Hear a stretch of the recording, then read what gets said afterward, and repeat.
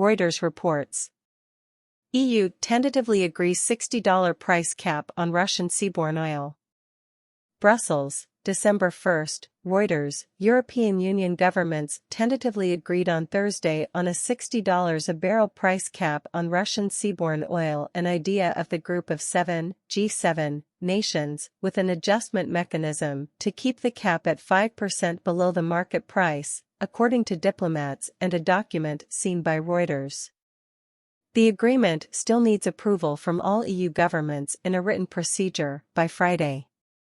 Poland, which had pushed for the cap to be as low as possible, had as of Thursday evening not confirmed if it would support the deal, an EU diplomat said. EU countries have wrangled for days over the details of the price cap, which aims to slash Russia's income from selling oil, while preventing a spike in global oil prices after an EU embargo on Russian crude takes effect on December 5. It will allow countries to continue importing Russian crude oil using Western insurance and maritime services as long as they do not pay more per barrel than the agreed limit. Wall Street reports. EU asks members to set Russia oil price cap at $60. Move is an attempt to squeeze the Kremlin's oil revenues while keeping global supplies steady. The executive body of the European Union has asked its 27 member countries to cap the price of Russian oil at $60, officials and diplomats involved in the discussions said. The plan, using the clout of the EU's insurance and shipping industries, is part of the West's effort to crimp Moscow's ability to wage war in Ukraine while keeping global crude prices steady. But whether that plan can go forward hinges on a response from Poland.